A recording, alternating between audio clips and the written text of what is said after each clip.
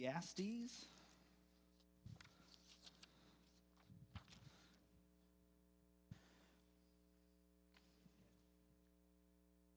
Ecclesiastes. If you go to Psalms and Proverbs and Ecclesiastes, if you can find it, it's not one we go to all that often, I will say. Though I think you'll see as we go through it that the ideas that are presented in Ecclesiastes, some of the questions that are asked and these things that come up, you'll find bits and pieces, just little snippets from Ecclesiastes that are quoted and used all over the place. And not just in religious themes, not just in churches, not just in your Sunday school lessons, but in all sorts of places, in secular music, in art, in just a lot of different places. And the reason for that is because the themes of Ecclesiastes resonate very well with anyone who has experienced life and has seen some of the more difficult things in life, and which is just a matter of time for us as we go through this world. Those things resonate. It's a book of philosophy, really, more than, we call it a poetic book, and it does have poetry in it, but it's really a philosophical look at the world, and so that means it's answering some of the hard questions that we inevitably ask, and that's what a good philosophy does, is it's trying to find an answer to some of those difficult questions. And last week, we looked at some of the themes that are addressed, some heavy themes that we find with time and death and sin, and these things that we find in the book of Ecclesiastes, that Solomon is wrestling with these things, and he doesn't shy away from any of the really difficult things that are part of this world. And that's part of its charm, really, as a book, is it doesn't shy away from those difficult topics. It asks those questions, and we see why. If you go to the end of the book, and we'll come back to chapter 1 in a minute, I promise, but if you go to the end of the book, you kind of get a hint as to why that is. They talk about, when you're studying a book of the Bible, that there's a key to every book, and sometimes the key is under the doormat in the front, and sometimes it's under the doormat in the back. But there's a key there to kind of unlocking the book and seeing what's the real theme here.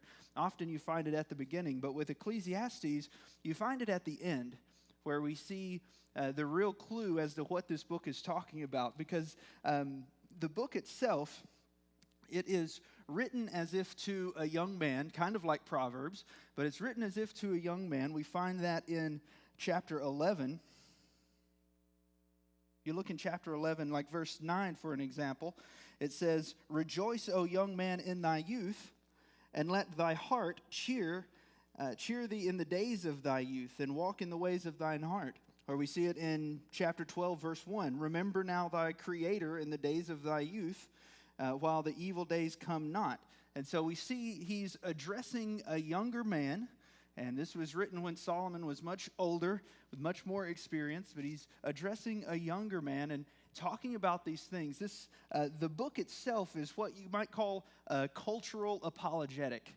A cultural apologetic. He is defending a way of life, or explaining a philosophy of life, of answering these big questions, and how do we live in a world where all of this is going on, and there's so much seems off, so much seems wrong. So how do we live? And this is one of the things that Solomon was known for doing. People came, if you remember, I didn't mark it, but there's the story of the Queen of Sheba coming in to speak with Solomon, because he was supposed to be this wise leader. And so she comes in with all of her wealth and camels and just all of this stuff, and comes in and spends time there speaking with him and asking all of these questions. And then at the end of all of this conversation, she tells him that that he's answered every question that she had, and she didn't believe the rumors when she heard that he really was so wise. But now that she's there and he's answered her questions, she understands. She is amazed by how wise he is, and how happy all of his people and his servants are all happy, and his nation is flourishing, and all of these great things. And she's amazed by his wisdom and his leadership. And so this was something that he did, was answering questions and explaining some difficult questions in life and about all manner of subjects. But this was who Solomon was. And so we see that here. But at the very end of the book, in chapter 12, verse 11. Chapter 12, verse 11, he says, "The words of the wise are as goads and as nails fastened by the masters of assemblies, which are given from one shepherd. And further by these, my son, be admonished. Of making many books there is no end, and much study is a weariness of the flesh." That's probably not where you thought I was going when I said he tells us the point of the whole book. You probably thought it was the next verse, but we get a hint of why he approaches it the way he does there in verse 11, when he says that the words of the wise are as goads and as nails. Wise words, this wisdom, it served one of two purposes. They're either goads or they're nails.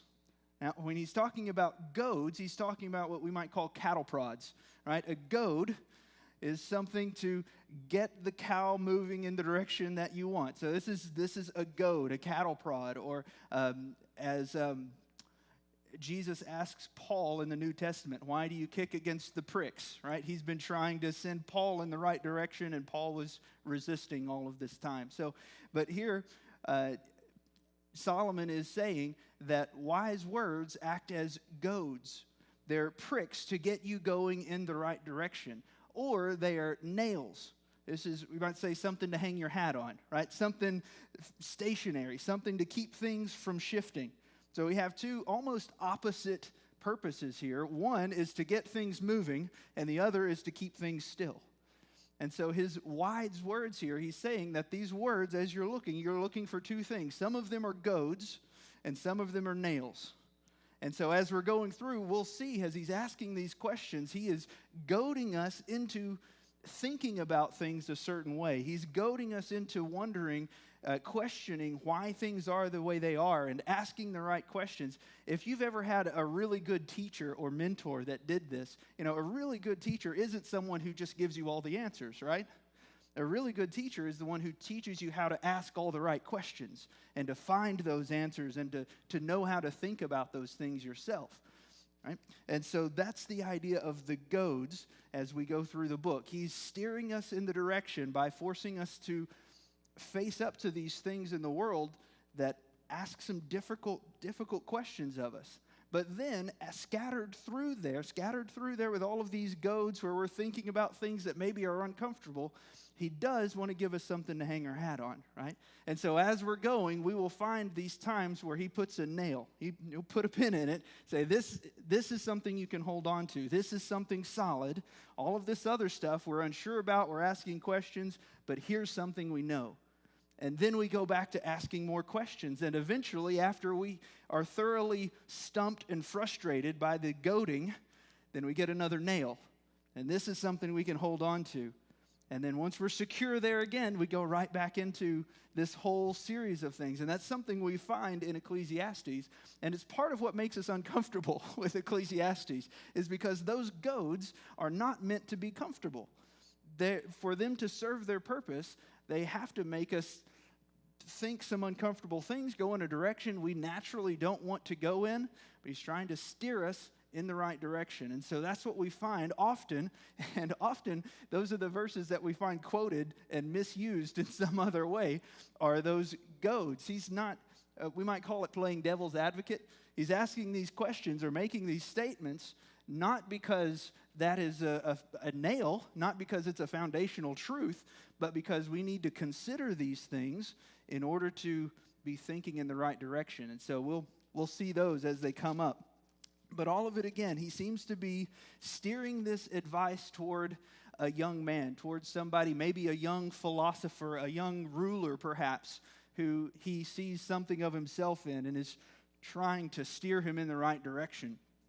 Whatever the case, that's a little bit of conjecture there, but whatever the case, what we have here is his sort of his defense of a godly life, right? That a godly life, or what we would call a Christian life now, does have an answer to these difficult questions. That we can ask these questions. You don't have to turn your brain off in order to become a Christian. You can still ask all of those questions. You can think all of those difficult things. You can see that the world that there's something seriously wrong with the world, and still believe in a God who is all-powerful and all-loving and has created the world for us. So we can still believe those things. There's no conflict, as the world would have us believe. There's no conflict between science and faith, or between what we see, what we observe, and what we read in the Bible. These things fit perfectly together if you understand how God explains it and what he's told us. So let's go back to chapter 1, and we'll start right here at the beginning, digging into these things. So he starts off, of course, with the introduction, chapter 1, verse 1. The words of the preacher, the son of David, king of Jerusalem. Vanity of vanities, saith the preacher, vanity of vanities, all is vanity. What profit hath a man of all his labor which he taketh under the sun? So here he has started us off, he's introduced himself, and then right out of the gate with a goad, right? He's asking a question, what is the point of all of this? Is it all just vanity? Is it all empty? Is it all just smoke and mist? All of this labor under the sun, all of the work that we do, is there really any point to it all? Or is it all just empty? That's how he starts the book. That's how he sets the tone. And he goes from that into verse 4. One generation passes away, and another generation comes, but the earth abides forever. The sun also ariseth, and the sun goeth down, and hastens to its place where he arose. The wind goes toward the south, and turneth about unto the north. It whirleth about continually, and the wind returns again according to its circuits. All the rivers run to the sea, and yet the sea is not full. Unto the place from whence the rivers come, thither they return again. And so what's the theme that he's picturing here in this little bit of poetry? The generations come and they go, and then it all starts over. Right? The wind blows, and then it makes its circuit and blows again. Right? We have the circle of life. We have nature. We have the river that runs its course, and then the water returns. There's always more water to run down the river again. Right? All of this, it comes and it goes. The seasons pass, and yet nothing seems to change. Right? You just look around and all of a sudden you're 10 years further down and still the same place you were, right? Everything just keeps going. And if you notice, some of those phrases pop out at you, those things that we see all over the place, these ideas that are all through our culture and every culture, because these are the questions that people ask. So the first thing he's talking about here is time, and he's talking about the generations that keep going, that new people are born and time keeps passing by. We have the sun also rises, which might sound familiar. That's the name of a Hemingway book, and if you're familiar at all with the book, it's a very kind of a bleak outlook on life. It's this idea, well, it's all about the lost generation. That's part of what the book is about, is people who come and then everything is just meaningless. Live life however you want, and there's no real point. And so that's kind of the idea. There's also, if more like me, if it's the Fiddler on the Roof is what came to mind whenever I first heard this, that sunrise, sunset, sun. Anybody? Okay, that's what came to my mind, and it's the same idea. It's sunrise, sunset, one season follows another, laden with happiness and tears, right? That's the idea, is season on season, sunrise, sunset. It's this never-ending cycle. How did we get where we are? How did we get from where we were and now we're here? How did this happen? Or the last illustration that he gives, the river. And I don't know why all of my cultural illustrations come from musicals, but of course for this one I thought of Old Man River. Right? That's the Old Man River just keeps rolling along, right? This is the idea, and tell you a little bit about my childhood, but that's what I watched. So this is what I know.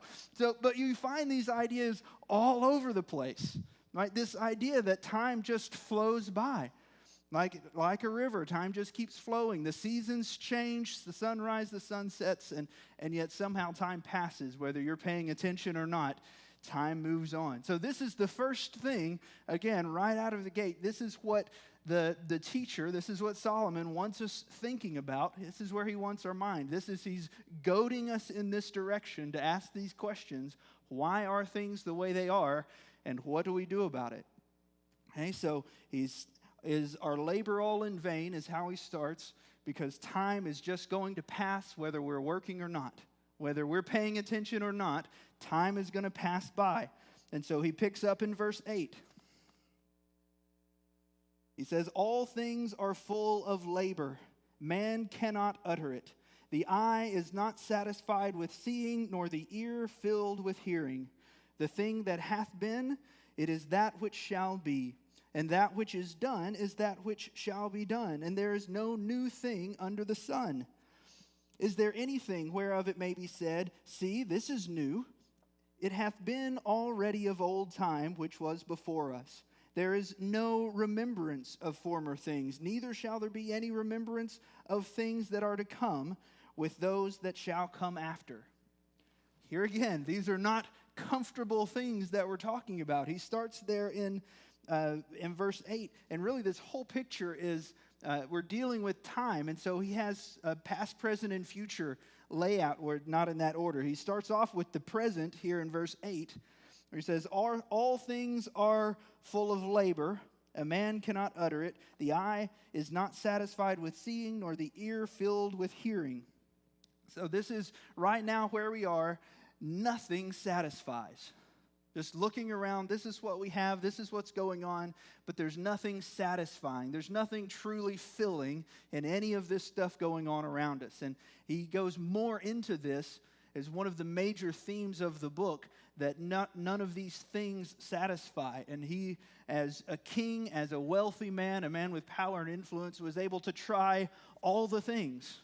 He was able to try everything to try to find something that satisfies, but there was nothing. Nothing filled in this emptiness that he was feeling, that nothing satisfies. And so he starts off with this idea that we have all of our labor, all of these things that we do, the work we do, the things we earn, the wealth we accumulate, or everything that we do, and yet nothing lasts, nothing satisfies. It's fleeting, it's gone, and you're left empty again. So we have sort of the present there. And then we look to the future. We're looking ahead. Maybe something else will come along. If nothing I have now satisfies, maybe something else will come along that'll do the trick. And so he says that there's nothing new under the sun. How many times have we heard that? That phrase gets thrown around a lot, right? Nothing new under the sun. It's all been here before. It'll come around again. If you liked one fad when you were a kid, don't worry. Bell-bottom jeans will be popular again, or whatever it happens to be. Those things come around. There's nothing new. Now, that's not literal for every specific thing. We've never had cell phones before or something like that. But the general philosophy is very true, and we understand what he means when he says that. There's nothing new. People are the same. People act the same. The craziness we see in politics now is the same craziness that's always been in politics. The things that kids come up with to do to entertain themselves, kids have been coming up with to do for generations. There's nothing new. And so if we're sitting here with what we have and we're saying, well, none of this satisfies, none of this answers the question, none of this fills me up, and we're looking down the road and saying, well, what's the next thing to come along? Maybe there'll be something else. Well, people all through history have been looking for the next thing, and none of it has ever satisfied. None of it has ever been the thing. If anyone ever found the thing, then surely we'd all know about it, right? This would have spread. But it hasn't happened. It hasn't happened because none of these things under the sun, none of these things can satisfy. It's all just the same thing, goes around and around again. We find it again. So we're looking to the future for some kind of a hope, some kind of a promise of something to come, and it doesn't happen. So what about the past? Maybe there's something that we can hold on to, but there in verse 11, there is no remembrance of former things. We forget about it. We forget about what's happened, and we're doomed to suffer again in the future from the mistakes of the past because we don't remember.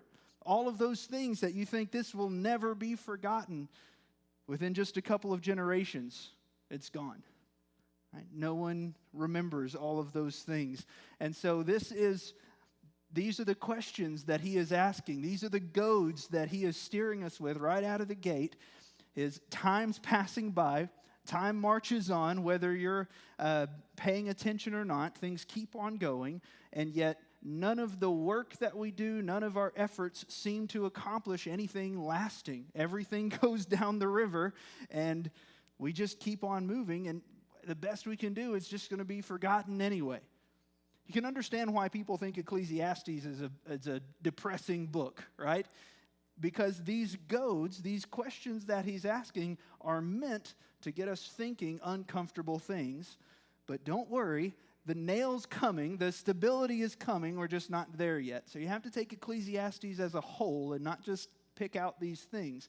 That's why, those philosophers throughout history can pick out things from Ecclesiastes. They don't want to look at the whole book, but they can pull out things that match with their philosophies because they're asking the same questions but taking them in the wrong directions. They don't want the whole book. So for now, these are the goads that we have. These are the questions we're asking. And so in verse 12, we see Solomon sort of takes on his quest here, looking for wisdom. In verse 12, he says, I, the preacher, was king over Israel in Jerusalem, and I gave my heart to seek and search out by wisdom concerning all things that are done under heaven. This sore travail hath God given to the sons of man to be exercised therewith.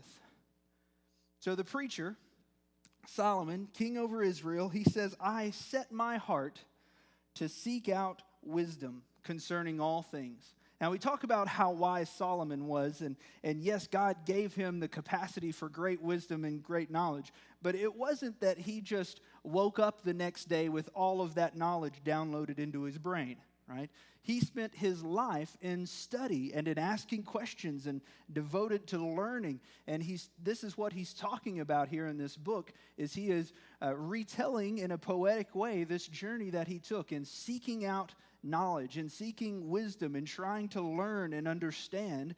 And of course, you know how it is as you start to build a reputation as someone who knows things, then you really have to learn things because people are coming to you to ask questions and they think you're the one who knows the answers. And so you dig in even deeper to try to find those answers.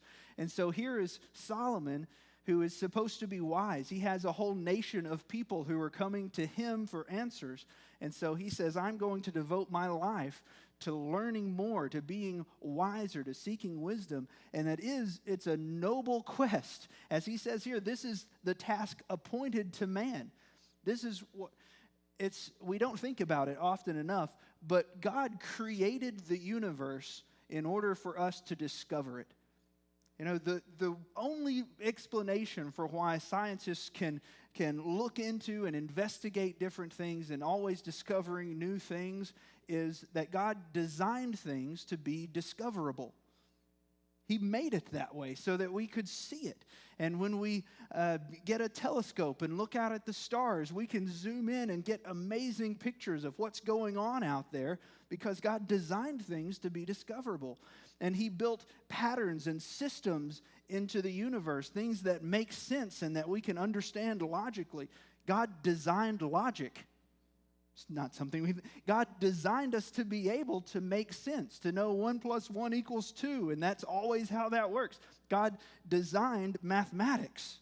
He created us to discover and to learn, and the deeper we look, the more there is to discover.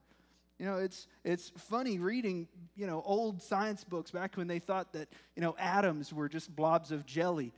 And because we didn't have any way to look inside and discover what was there. We didn't really know what the building blocks were. And so we finally get the technology to look deeper and we see there's even more there to discover. And we're just waiting for the technology that lets us look deeper. And I have no doubt that when we do, we'll find there's just more there to discover, because God is infinite like that. There's always more, but He's created us to investigate. He's given us curiosity and creativity so that we can learn. This is how He made us, right? From the very beginning, He designed us and put us in a garden and said, you are to rule over the whole world. Not the garden.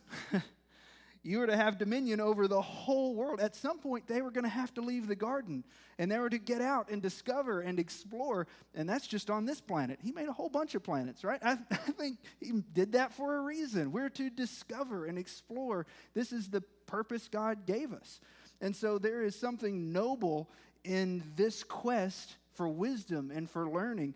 If all of Proverbs, guys, turn back to Proverbs chapter 2. We'll start there. I'll pull out just a few verses here. Proverbs chapter 2. It says, my son, if thou wilt receive my words and hide my commandments with thee, so that thou incline thine ear unto wisdom, apply thy heart to understanding. Yea, if thou criest for knowledge, and lift up thy voice for understanding. If thou seekest her as silver, and search for her as for hidden treasure, then thou shalt understand the fear of the Lord, and find the knowledge of God. For the Lord gives wisdom, out of His mouth comes knowledge and understanding. He lays up sound wisdom for the righteous. He is a buckler to them that walk uprightly. His wisdom is a treasure to be discovered. It's a hidden treasure to go and dig out of the ground. Chapter 4 of Proverbs. Look at verse 5. It says, get wisdom and understanding. Forget it not, neither decline from the words of my mouth. Forsake her not, and she shall preserve thee. Love her, talking about wisdom. Love her, and she shall keep thee. Wisdom is the principal thing. Therefore, get wisdom with all thy getting and understanding. Exalt her, and she shall promote thee. She shall bring thee to honor when thou dost embrace her. She shall give to thine hand an ornament, thy head an ornament of grace. A crown of glory shall she deliver to thee. All of this, go and find honor, find wisdom. It is a crown of glory. Finding wisdom and discovering these truths, embrace it and search it out. One last one in chapter 8, verse 10. It says, receive my instructions and not silver. Get knowledge rather than choice gold. For wisdom is better than rubies, and all the things that may be desired are not to be compared to it. So whenever Solomon says here in Ecclesiastes that he has dedicated his heart, he has given his heart to seek out wisdom and knowledge, that is a worthy goal. That is exactly what we were designed to do, is to seek out understanding of the world in which God has placed us. So that is an excellent goal for a person, but we come to understand quickly that his methods of doing so go the wrong way. He gets steered in the wrong direction. And part of the purpose of the book, as we see there in the end, is to keep this young man to whom he's writing, or to all who might read his wisdom, is to keep them from following the same method. He said, I tried this way to find wisdom, and it failed utterly. So don't do that. That's really what we're getting to here eventually. But if we keep reading, yes, we're good. If we keep reading in verse 14, he says, I have seen all the works that are done under the sun, and behold, all is vanity and vexation of spirit. That which is crooked cannot be made straight, and that which is wanting cannot be numbered. So here he's asking questions, and he's saying that he's looking around at what's going on, and he's recognizing the problem. Really what this is, these two verses, is he is seeing the brokenness of the world. This is the first task for him, is that he's seeing that something is wrong with the way the world is working. And this is obvious to us, right? This is obvious to us whether we're Christians or not, whether we believe the Bible or not. We look at the world and we recognize that things are not how they should be. we see suffering, we see wickedness, we see loss, we see all of these things, and we instinctively recognize that these things are wrong, that this is not the way things are supposed to work. And so that's what he's asking here. These things aren't adding up. The pieces aren't fitting together. He says there in verse 15, that which is crooked cannot be made straight. There are some things that just aren't lining up. Or that which is wanting cannot be numbered. You can't count what isn't there. There are pieces missing. That's what he's saying. I'm looking at this, I'm looking at the way the world works, and there are pieces missing. There are things that are just not lining up the way they're supposed to. And I'll go ahead and give you a peek ahead just real quick for one of those nails that we're coming to. Here we're still in the goads, but that verse, that which is crooked and that which is wanting, if you skip ahead to chapter 7, verse 11, where is it?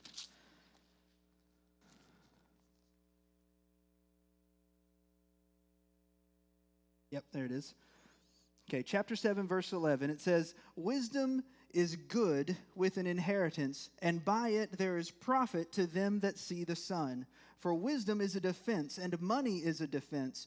But the excellency of knowledge is that wisdom giveth life to them that have it. Verse 13, consider the work of God, for who can make that straight which he has made crooked? So here's that idea. Remember, he makes the observation in chapter 1 that these things are crooked and we can't make it straight. But now in chapter 7, notice what he says. Consider the work of God. For who can make straight, where did it go? For who can make that straight which what God has made crooked? So he's noticing here as we get to this point in chapter 7, and there's much more to it, but these things that are crooked don't make sense unless you recognize that God is the one behind the scenes, that God is the one who built the system. If you take God out, the pieces don't fit together. There are things missing until you bring God back into the picture, and now we can understand why things are working. And so when we get there, and there are other nails before we get there, but we see he's starting to fit these things together, because now when we bring God back into our understanding of wisdom, now we have some of the missing pieces that we can count up. Now we can see the lines that make these crooked paths make sense, because we have to have the full picture. If you take God out, you don't have the full picture. It doesn't make sense. Okay, so back in chapter 1, let's keep going to verse 16. He says, I communed with my own heart, saying, lo, I am come to great estate, and have gotten more wisdom than all they that have been before me in Jerusalem. Yea, my heart has great experience of wisdom and knowledge, and I gave my heart to know wisdom, and to know madness and folly. I perceived that this also is vexation of spirit. For in much wisdom is much grief, and he that increases knowledge increases sorrow. So he says he set out to find the answers. He set out to discover wisdom. And so where did he look? When he went to find wisdom, what source of knowledge and wisdom and understanding did he turn to? Verse 16, I communed with my own heart. And right there, we see where things took a wrong turn. Right there is our first step in the wrong direction for Solomon. He says, I decided to discover wisdom. I decided to make sense of all of these things, and so I communed with my own heart. I asked my heart to help me answer these questions. He says, because I have much experience in wisdom and knowledge. I have experience, I have wealth, I have all of these things. Who could answer these questions better than me? And so he communed with his own heart to find the answers. And that's where he made his mistake. Because if we're looking for wisdom, where are we to turn? Where do we go? Well, we go to James chapter 1. This is where we go. We go to James chapter 1 and verse 5 that says, if any of you lack wisdom, let him ask of God, that giveth to all men liberally, and upbraideth not, and it shall be given to him. If anyone lacks wisdom, the answer isn't to look in your heart. It isn't to stare off into the abyss and try to find the answers. If anyone lacks wisdom, let him ask of God, who giveth to all men liberally and upbraideth not. But let him ask in faith, nothing wavering. For he that wavereth is like a wave of the sea, driven with the wind and tossed. Let not that man think he shall receive anything of the Lord. Isn't this the truth of Scripture? If we want knowledge, it's here. If we want answers, it's available. All we have to do is ask. The beginning of this journey, what we find at the end of the book of Ecclesiastes, is wisdom begins with the fear of the Lord. It begins with God. And so if we turned there first, then he could have avoided all of that trouble. He could have found the answers, because Solomon realized that you don't have to experience those things to know how terrible an idea they are. Right? Sometimes we get this idea in our head that in order to really understand where someone is, we have to be in the mud with them in order to relate to them, and that is not true. Right? The Bible tells us that Jesus can relate to us in our sin because he was tempted in every manner just like we are. Not that he caved to this temptation, but that he was tempted. Let me ask it this way. Who knows more about temptation? The person who caved at the first instant of temptation, or the person who endured all the way through the temptation? Who knows more about it? The person who endured. The person who caved doesn't know anything about it. They just jumped right in, right? Whenever the temptation comes, they just both feet. They don't know anything about being strong in the face of temptation. That's not who you want to go to for advice. Just because they know what the bottom of the bottle looks like doesn't mean they can keep you out of it. In fact, it's just the opposite. Okay? The one who has the most to say about overcoming temptation is the one who has already overcome it. Not the one who took his turn in the slough there. So that's what we're looking for, and that's what Solomon is trying to give to us. He says, if you want wisdom, don't go to your heart, don't go through all of these things. Begin with the fear of the Lord. That's where it starts, and that's where James, we'll find a lot of connections with James as we go through, because James is meant to be a very practical book. That's James's practical wisdom for everyday living. That's what James is all about. And that's what Ecclesiastes is all about as well, in a much more roundabout way. It's given to the same idea. So we'll see a lot more connections to the book of James. But that's what we find. One more verse to connect to. Colossians chapter 2. Colossians chapter 2. Just a powerful verse here, verses 2 and 3. Well, let's start in verse 1. So verse 1 of Colossians chapter 2.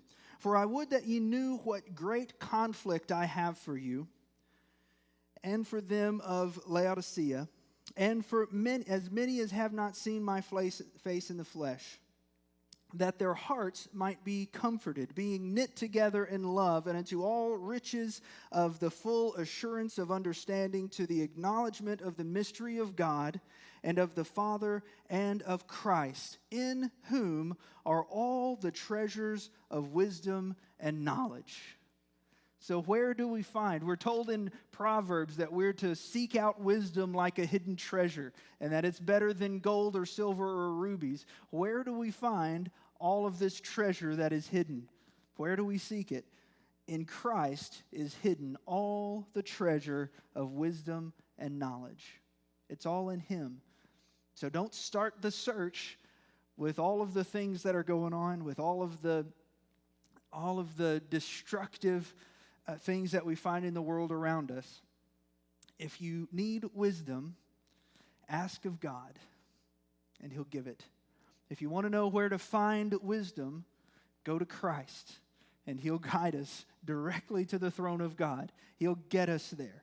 That's where we find the answers to all of these difficult questions that we're going to be asking in Ecclesiastes, all of these hard things that we've got to answer, whether it's in the book of Ecclesiastes or if it's in the school of life. At some point, we ask these hard questions. where do we find the answer? Are we going to try to find it in wealth or in power or in all of these things that Solomon tries? Or are we going to come straight to the end of the book and begin with the fear of the Lord? Makes more sense to start there, right? So we're going to keep that in mind as we go through. It might be cheating, reading the back of the book first, but we're going to keep that in mind as we go through the rest of Ecclesiastes so that we don't have to end every week with the question, with the goad. We can go ahead and peek ahead. All right. Any thoughts or questions, anything before we are dismissed? Anything you'd like to share? All right. Would you stand with me once again, and we'll go to the Lord in prayer.